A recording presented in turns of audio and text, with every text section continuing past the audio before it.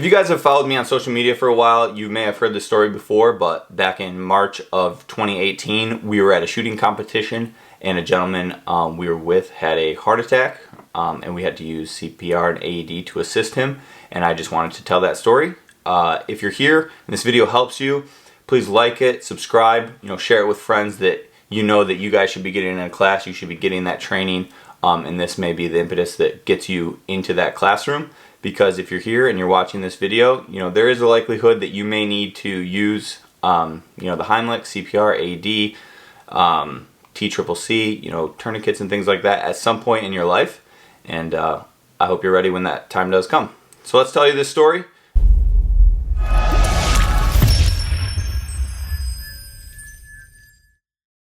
I'm going to try to keep this video quick. I'm just going to tell you the story as it happened from my memory, and then just at the end I'm going to tell you some pointers and things that I kind of thought about, came up with after the fact that I think are important points. And the biggest part of the story to me is my buddy Justin. He owns Finest Hour LLC. He's the one that trained me in CPR and AED. And 2 weeks before this happened was when I took the class to learn CPR and AED. So Justin had invited me to the class, and it was in February, in the winter, and it was like an hour away. I live in Grand Rapids, Michigan, and it was in Lansing, Michigan.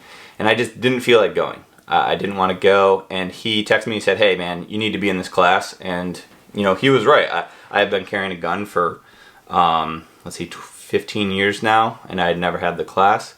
So I went, and 2 weeks later, this happened. So we were shooting at South Kent Gun Club, just south of Grand Rapids, and we were shooting, I think it was either steel competition, or that doesn't really matter, but there's certain bays, so there's 7 different bays, I think it was that day, or 9, and we were swapping out with another group. We were going in, I believe, and they were coming out, and this gentleman off to my left just fell face first into the ground.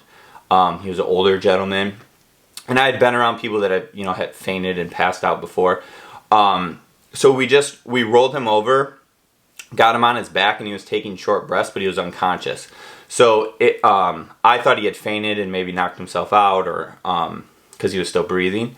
So we got him on his back. We were talking to him a little bit, and then this is it's hard to explain or convey if you haven't actually seen it.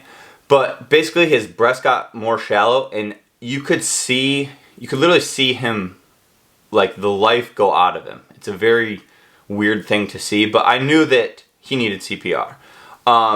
So I was next to him, and I remember just saying, "Okay, here we go." And I started doing compressions, and I remember seeing off to my right, someone was calling, a buddy of mine, Nick, was calling 911. So I just started doing compressions. I knew that from the training that I had that, you just needed to get started. And I remember Justin, the instructor, saying, "You'll know when you need to do it." And we needed to do it. So started doing compressions. I remember hearing someone say they're going to get the AED from the clubhouse, which was, I don't know, maybe a quarter mile away. So I just started doing compressions. I was doing it to staying alive, thinking in my head, like, good depth. I felt his sternum crack, and then just went at it for a while. My buddy Nick grabbed shears from my med kit that we had brought with us, for the shooting competition, just in case we need it. And we cut the shirt off the gentleman as we were doing CPR. And then when the AED got there, shirt was already off, got the AED fired up, and the AED kind of walks you through what you need to do. Started putting the paddles on the man's chest. By this time, other people had gathered around, and another gentleman started assisting me with CPR while we were setting up the AED. And then the AED knows whether to shock him or not, and it ended up shocking him. And then we went back to compressions, and it ended up shocking him again. And then we went back to compressions, and he actually got a heart rate back. So while the other gentleman was doing CPR, after I had stopped, I was feeling his pulse in his neck and his arm, and actually got a pulse rate for it. So his heart rate had come back, his consciousness did not. I think in total we were maybe doing CPR and AED for probably about 15 minutes. The time totally escaped me there, but I think that's maybe a ballpark. By that time the ambulance showed up, I think it took 15 minutes. And they really just scooped him and went. I told the paramedic that we had shocked him twice, this was his heart rate, and they just left. So it all happened relatively quickly, and he was gone, and the competition was over, obviously. And he ended up needing I think it was a quadruple bypass or I don't know, but he had a heart attack. And the hospital did say that the CPR and the AED did save his life. So it was a great outcome. Things kind of played out the best that they could. They had an AED there. CPR was applied literally right away. And the gentleman survived. Last I know, I've never met him or I've never seen him since. He is still alive. The last update I had was from 2 years after it happened. And someone had sent me a Facebook post from him just thanking people that were there. So it was a great outcome. Having that CPR, being able to start it right away, all those things played a huge factor into it. And then, it worked out. So some things that I can say looking back over it, the first thing that I remember thinking was there was a RO there, a range officer, that before he would let me get my hands on the gentleman, he wanted to clear the weapon that he had on his hip. It's a cold range. They don't carry chambered there in between rounds and stuff. So I thought that was very dumb. And in retrospect, like, who cares? The gun's unloaded. Like, it's not a problem. Sternum breaking. If you're doing CPR, you got to be getting deep compressions. You're gonna feel it. I don't think break might be the proper word, but you're gonna feel it give under your compression. So that's not something that you should make you stop. Obviously, that's a good thing. And then 911. My buddy Nick had called 911, but if I was by myself, I'm not sure that hit me right away, that I needed to get on 911. My thought process was start CPR.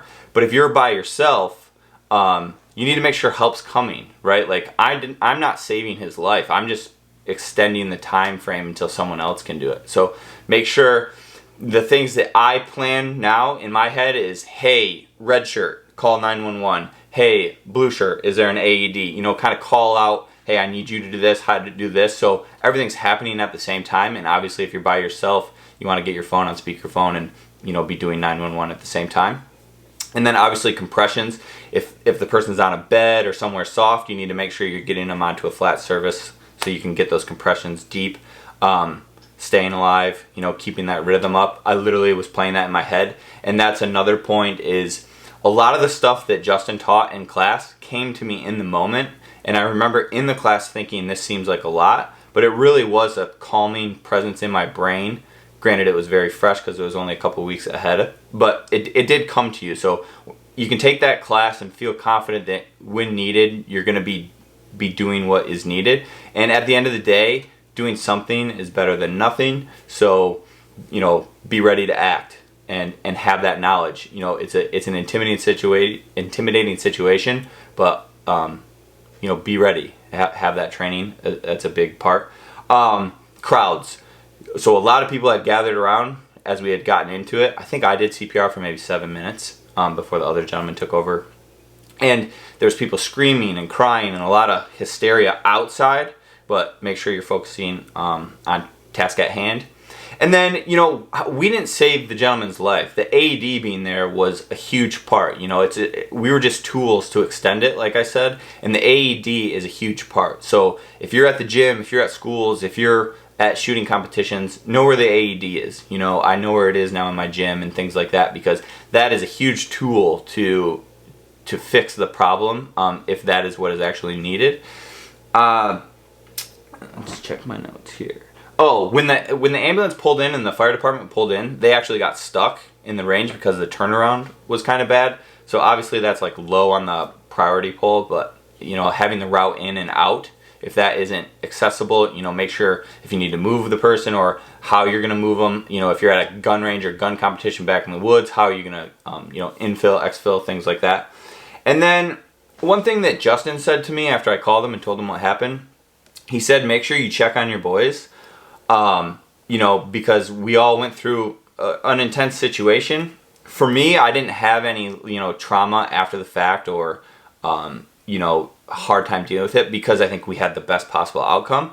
I know that if the outcome was different, I probably would have played over a lot of things that I did to feel like maybe I should have done this or that. And then the big one for me is if I hadn't gone to that class and I wasn't able to act, I think that would have just haunted me for the rest of my life. You know, just because I didn't want to drive an hour, you know, I wasn't able to help. And I was the first person on them for the first 5, 6, 7 minutes. I don't really know, but you know, if my group didn't know it besides me, so I don't know how it would have played out if I didn't know. I mean, obviously everyone has like a basic idea of what CPR is, but not to the extent that I had learned a couple weeks before. So I know that that regret would have haunted me forever, and that's why I'm making this video. Is if you're here and you're watching, chances are you're a gun person, or you're some kind of, you know, person that wants to be ready. And if you don't have those trainings, this should be your call to, hey, get in those class.